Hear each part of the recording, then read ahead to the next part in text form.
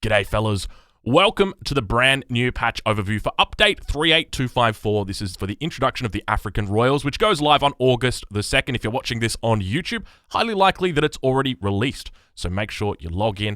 You can grab that DLC. I think it's $10 US at the moment, or thereabouts for everyone else in the world. So let's jump into the patch notes. Now, there's going to be a lot of stuff in here that we're going to be skipping over, and the reason why is because we're familiar with most of it. If you've been watching the channel, you would have seen Ethiopia. You'd be familiar with what they do, and that's the exact same with Hausa. So we're just going to move over that. I've explained the new resource influence, and I'll make sure that I leave a link in the description to these patch notes if you're wanting to see more of more of these patch notes. So let's take a look at what we've got for fixes for community reported issues. I'm going to make this real big because this is what excites me. Potential fix for the game getting stuck at the launching screen, showing waiting for other players message. That's great. Really good. That happened a lot to me. Fixed a crash that could occur in the last Indian campaign mission. Fixed an issue where some pieces of upgraded Aztec walls were not being built. It's now possible to set a different home city drop-off location for economic and military shipments. We've seen that one. Fixed an issue where explorer and villagers were ignoring building a trading post. Oh, thank gosh. Fixed an issue where one-time USA Minutemen Company's card was being incorrectly reset when advancing to the Imperial Age without it doing anything. Okay. Fixed an error for the German tech tree for the Imperial Chapter, updated the Sepoy unit's description, returned the full screen option back to its former functionality prior to the last patch. USA's Saloon Refreshing Beverages technology now affects all outlaws as intended. Good that it does, because it didn't actually affect it. I remember finding that out the hard way. Fixed a rendering issue with shadows where they could display as rows of lines on certain graphics cards. Interesting. Enabled changing random names Y in mods so they can no longer prevent you from joining multiplayer games with players who do not have that change. Slow motion routines. Now probably affects the monks after sending Walk the Rice Paper card. I don't know what that is. Swedish priests are no longer missing audio when being selected or issuing commands. Fix an issue with... now, keep in mind, those Swedish priests are different from the Finnish surgeons, which you would very well be familiar with. Amen. All right. And then fixed an issue with obscure unit alpha not displaying correctly if shadows were disabled. Please tell me this is actually fixed. This has been in the game for like 9 months. This is like in the game for 9 months. If this has actually been fixed, finally, oh my gosh, so many people are going to be relieved to have that. That's awesome. Game stability and performance.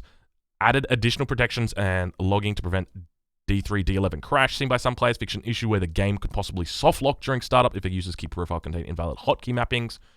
Graphics. Villagers at the Tribal Marketplace and Community Plaza will now play more appropriate animations. Yeah, baby. You no longer have to look at your marketplace and be like, hey, are you working? Are you working, boy? Hey, get on the marketplace. Fix an issue that caused the animations not to play when constructing a mine from a prospector wagon. Fix an issue with the shadow rendering on cliffs, resulting in some areas looking jagged. Fix the Acclaim Weekly profile image pop-up constantly appearing whenever you've returned to the main menu. That was annoying. Trading post buttons now correctly display a black overlay rather than a red overlay when the command is not available. Fixed issue when fattened herdables would not show the correct amount in their resource bars when harvested. I didn't notice that. Added a panel that appears when searching for a ranked match, which shows players their ranking and match stats if they're not ranked, or how many matches they need to play to be ranked. I actually really like this. It brings ranking to the forefront of a player's attention. So what am I talking about? So if you actually go over into rank and go to play a ranked game, you can see it pops up like this. Looks really, really nice. They've done a great job, and then you click ranked game search like that. But essentially, it's just like reminding you, here's your rank, here's your rating, here's your win rate, all that kind of stuff. So a nice change. All right. Added more information about a player's about a player's ranking and other match stats on the post game screen. That's cool. Disabled tooltip services for MS Browse. Fix long username text in SP skirmishes. Fix long username text. Fix incorrect use of string ID for find healer. Fixed Imperial Men of War placement. Fix text truncating. Fix skirmisher. I'm skipping over all the irrelevant stuff in my opinion. Not that this isn't irrelevant. I'm sure these did affect people's games. But for me, it's all about finding those big errors that have been picked up. Fixed missing feedback loop when build limit is capped for Salt Camel Tech. Kaiser Klein, we're looking at you. Fixed an issue where HP bars would sometimes display extremely large. Fixed an issue where the camera was zoomed in, selecting an idle villager, the camera would not correctly move to the unit. I don't think I ever had that. All right, and I'm just skipping over all of these ones. All right, let's get into it. Here it is, the good stuff. Welcome to the gameplay. Improved attack move behavior. Units moving in attack move when not re-evaluating their enemy targets under some circumstances. We fixed that so that they now do this at least every 2 seconds. Increase the range to enemy units at which attack moving units would break formation and attack from 20 distance to 30 distance. So that means that I've actually noticed this.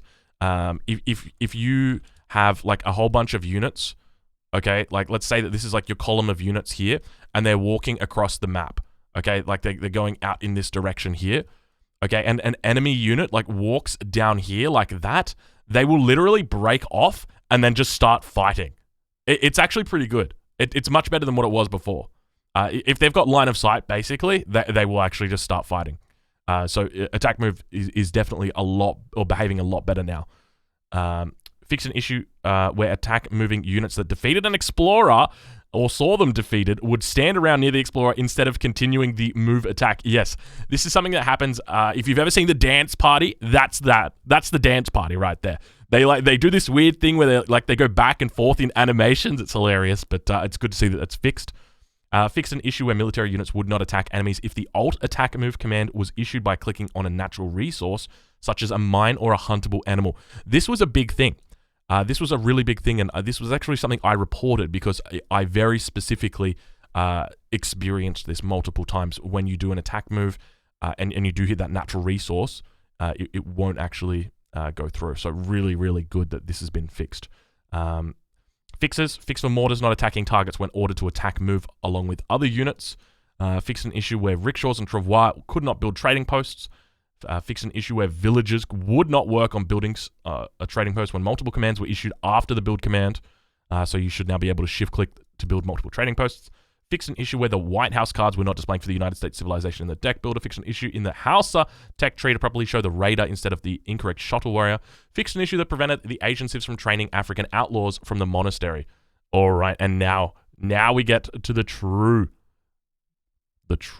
reason why we all wake up in the morning. Civilization balance changes. You guys ready? Units and buildings. Monitor and Ironclad long-range attack ability now inflicts 0.5 damage to artillery. Portuguese nerfed right there, baby. Militiamen, irregular sentry, and warrior. All attacks except siege now inflict 0.25 damage to villagers. Wow, that's big. Say goodbye to you can't call Minutemen to kill an FB now. This was something that happened quite a lot. People would call Minutemen to kill a forward base. Not going to happen anymore. Church trickle increase from 0.6 to 0.7. Church buffs in the house. Peruvian Legion, grenade attack damage reduced by 2. Grenade siege attack decreased by 10. Grenade attack range decreased by 2. Portugal nerfed again, baby. Count it up. Let's put it in the I want to get a track changes or a counter in the top right hand corner. How many Portuguese nerfs are we going to get today? Because I'm sure there's a lot of people out there that are Portugal's a perfectly balanced civilization. You're just not a very good player. Well, let's see what the developers think. Town center build XP bounty reduced from 50 to 50. Lakota Town Center adjusted accordingly. Portugal nerf, chuck it up there. That's 3. Dock, garrison attack damage reduced by 5. Also correct the obstruction radius. The hitbox should now match the model without making harder placement. That's a great fix. But let's chalk that one up. That's nerf number 4, baby. All right, Galleon, cost improved by 100C. Oh, they reduced the cost. Hold on, that's a Portuguese buff. Well, I mean, technically, it's everybody's buff. You don't really make galleons as Portugal. Anyway, this patch isn't just about Portugal, but let's continue on. Tribal Marketplace, no longer affected by an enemy's first town center construction radius. Beautiful change. Really, really good change. Granadaro can no longer be converted by units with the conversion ability, such as Inca Priestesses. That seems weird. Why would they not be able to? Weird. Okay. Hot air balloon and advanced hot air balloon. Ranged armor reduced by 10. Now has the light cavalry tag, so they can be countered by skirmishers and foot archers. Wait, what? Whatever happened? You guys, they nerfed advanced hot air balloon? Why have they done this? Oh, okay. I see what's happened here. Okay. These two are switched. Okay, so it's basically the wrong way around. So the Grenadaro has had the ranged armor reduced by 10 and now has the light cavalry tag so they can be countered by skirms and foot archers.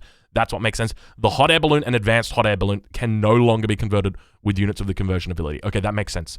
So it is switched around. A big shout out to Gels Cells in the chat for picking up on that one. So thank you very much.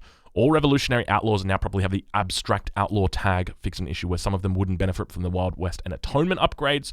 Outpost wagon construction builders trained on the battlefield from the United States now take 25% longer to construct outposts. Ooh, big US nerfs. Covered minimap icon update for better visibility. Did I say covered minimap? Covered wagon. Covered minimap. Treasure looting animations enforce 3.33 seconds as the animation duration for all civilization heroes when looting a treasure. Some explorers could be a frame faster or slower. If you ever wondered why I Am Turk always got the treasures, it's because the Japanese explorer genuinely was faster than every other civilization. And when you guys both click at the same time, he was always getting those treasures because his explorer was faster. This is a nerf to Turk. Turks are nerfed, especially people who are Turk. Upgrades. Inca metalworking. Tech available at Inca Legacy Minor Native Settlement. So I think this is like for treaty stuff. Now it probably improves all mine gathering rates by 20%. Cards. Town Militia. Militiaman Army ability now levies 3 fewer Minutemen from 15 to 12. You guys know what to do. Put it up in the top right-hand corner. That's a Portugal nerf. What are we up to now? 5? That's got to be 5, right? Enlist in regulars. Abilities now levy 1 fewer regular and sentry. Schooners, fishing boat build time improvement reduced by 25%, so from 40% down to 30%. This results in 2.5 second training time overall. Chuck it in the top right-hand corner. That's a Portugal nerf. That's 6, baby. Whale oil now improves whale gather rate by 17%, from 35% to 30%. Chuck it in the top-hand corner. That's 7, baby. Oh, Portuguese players are in shambles right now. Let's have a look at the Chinese buffs, or Chinese changes, rather. Temple of Heaven fixed an issue with the Transcendence ability that would make some units essentially invincible for a short duration. Now probably instantly heals all units once, as intended. Good to see that this has been fixed, but it was a kind of cool mechanic. Stun ability cooldown increased by 10 seconds, so from 30 to 40 seconds. Cards Northern Refugees now properly respects the villager build limit, and it's the same for Great Migration and Western Refugees. The Haudenosaunee, units and buildings, Discovery Trevor, constructing docks now takes 20 seconds longer. Wow. That's a good change. It delays their, in the first stage when the Haudenosaunee puts down that dock, that's just going to delay them by 20 seconds. That's pretty big. Musket Rider, ranged armor decreased by 5%, so from 30 to 25%. Good change. Those units are incredibly strong. Tomahawk, cost reduced from 75 wood, 25 wood to 75 wood, 75 food rather, 20 wood. Train time also reduced. You're gonna see a lot more Haudenosaunee rushes. So they're definitely looking at playing more in the Age 2 for Haudenosaunee. I don't know how I feel about that. I guess it's a good change. You obviously see a lot of Fortress plays out of the Haudenosaunee. All right, let's take a look at the Japanese. Japanese shrine hit points reduced by 200. So from 1,600 down to 1,400. Yabusami ranged armor reduced by 5% as well. So it's gone down from 50% down to 45%. The artillery multiplier reduced by 1, so from 8 down to 7. I don't know exactly how that's going to work for break points, but it's still obviously a very strong unit. Cavalry multiplier reduced from 3.5 down to 3.25. Atagabuni is having its build limit reduced as well from 5 down to 4. Maito right now is in shambles. Was it Maito? I remember someone doing the Atacabuni build on Alaska. So yeah, Atacabuni's. I think it was Maito. So he's not going to be too happy, but obviously being nerfed. Ottomans Mosque XP trickle increased from 0.75 to 8. So it's decent trickle right there. So you probably want to always be going for a Mosque in Age 1. Card 5 Abus guns increased to 6. Good change. Really good change, actually. This is an underwhelming card, and 6 Abus is definitely, nothing to sniff at, so that's great. Portuguese starting resources. Chuck it up in the top right-hand corner. Adjusted down by 50 food. So they used to start with 250 food, 200 wood. Now they've got 200 food, 200 wood. Oh, Portuguese players right now just crying. I just see Age of Killer in the comments saying Portugal was never an overpowered civilization. No, I'm just kidding. How many is that? Is that 8? Is that 8 nerfs for Portugal? Portugal right now literally in the fire pit. That's tough. The Russians starting resources adjusted down by 100 food. Okay, interesting. So they actually got nerfed. Units and buildings, villager batches improved, cost improved by 10 food.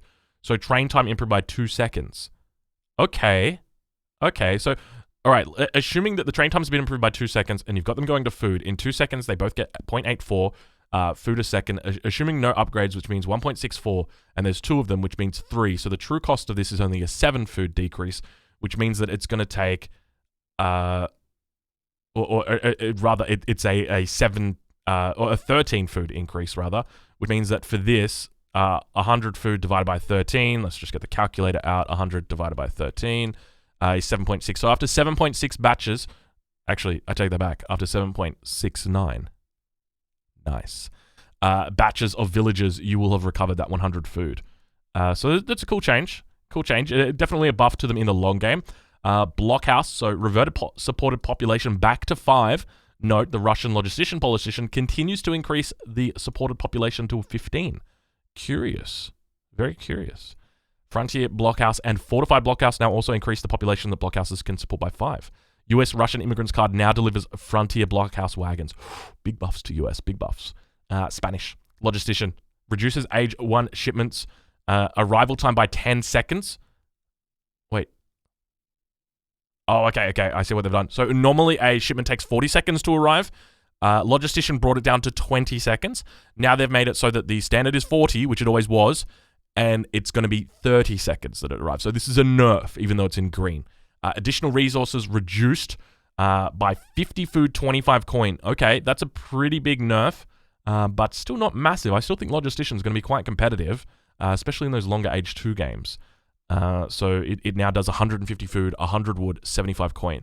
They also fixed an issue where Spanish teammates who aged up with a logistician would receive additional resources from team cards sent by other Spanish players on their team. Really good change. This was great. In team games, you just send like 5 team game cards or 5 team cards, and all of your allies would be getting those resources. So really good change. Spanish gold also changed as well. So crates of Spanish gold now contain 360 coin instead of 400. So look, overall some Spain nerfs, definitely in the right direction. I'm happy with these. I think these are great.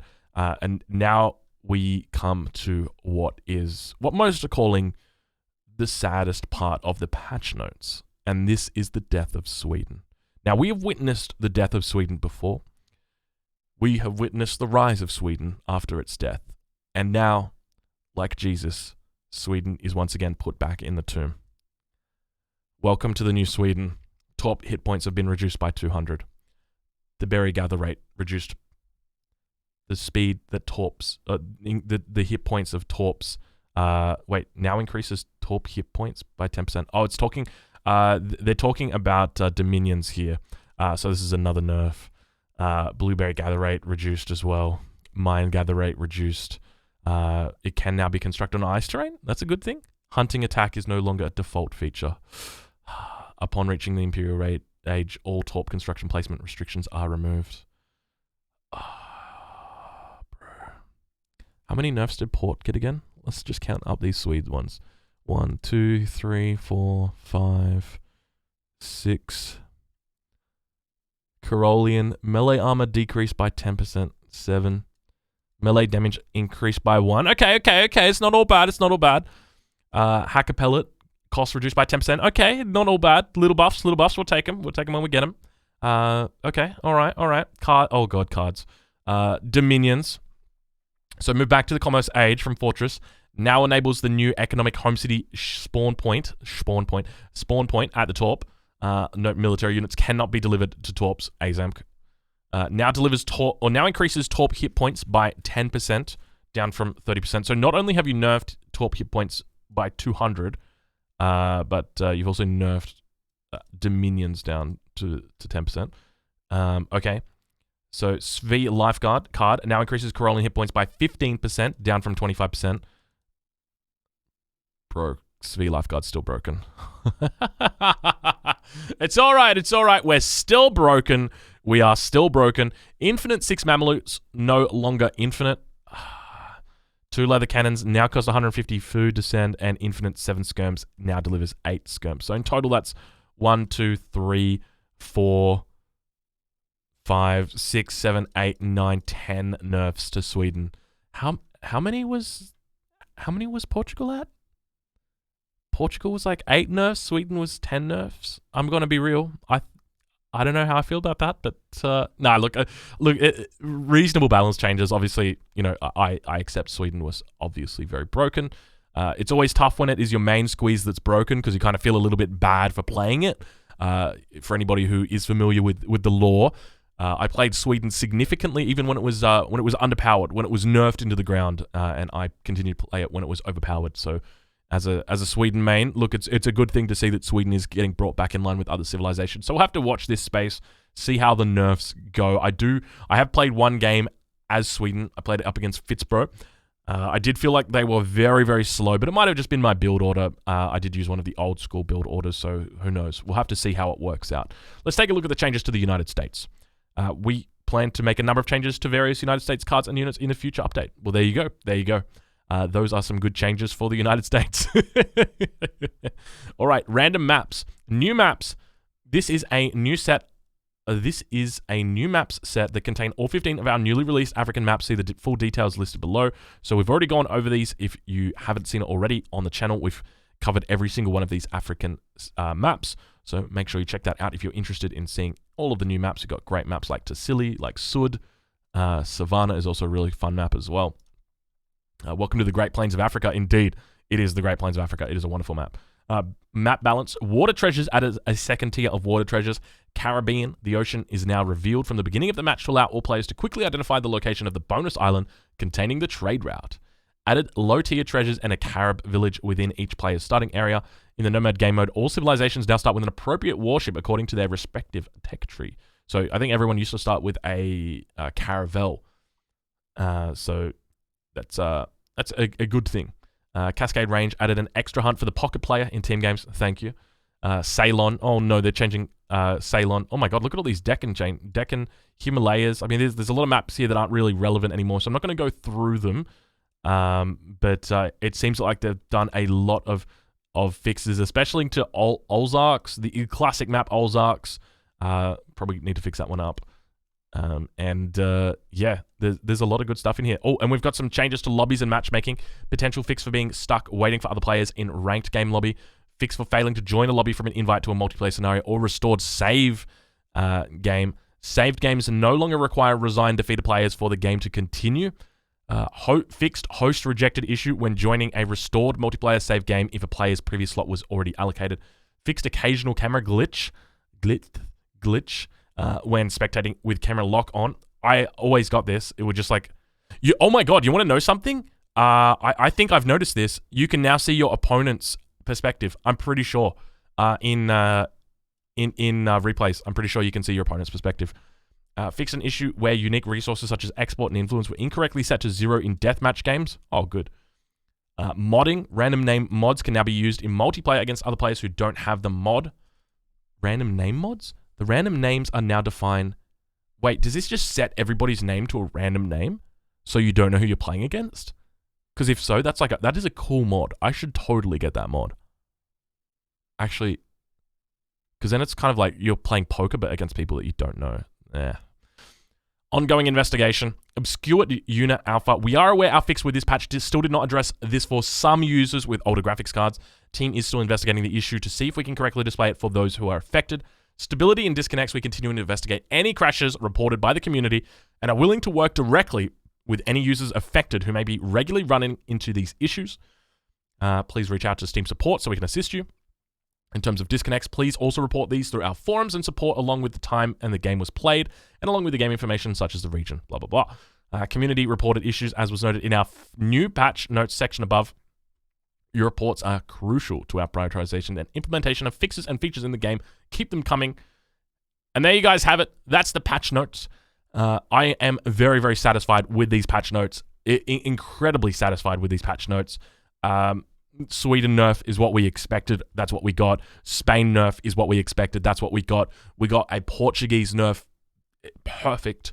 It's going to see those 3 civilizations drop behind on the meta, exactly what we wanted, bringing the Russians up. So if you go take a look at any of my tier lists, so the last tier list that I did, it had each one of these civilizations sitting into S tier. It had the Russians sitting in the bottom tier. We can see that the Russians are now being brought up. The Ottomans are being brought up. The Japanese are being taken down as well. The fact that their hit points are being reduced by 200 on the shrine really, to me, indicates that they want to promote aggression in the early game. And it's going to mean that Japanese players are going to have a more difficult time against that early aggression. So going to be nerfing Japanese as well. I know a lot of people continue to complain about Japanese, so really good changes here. Haudenosaunee, you've always been notoriously strong on water maps, so once again, a really good change to try and limit that potential power, as well as the musket rider just being very strong. So wonderful changes here. I'm overall very, very impressed with this patch. There's not a single change in here I don't agree with. The only thing I would have changed is the Carolean Sphere Lifeguard card. It now increases hit points by 15%. I would have changed it so it doesn't give ranged resist, because that is what breaks the unit. It's the range resist. But anyway, that's been the patch notes. I hope you guys have enjoyed. If you have enjoyed, make sure you leave a like on the video. If you think I've missed anything, make sure you leave a comment down below. And once again, thank you so much for watching, and I'll catch you guys in the next one.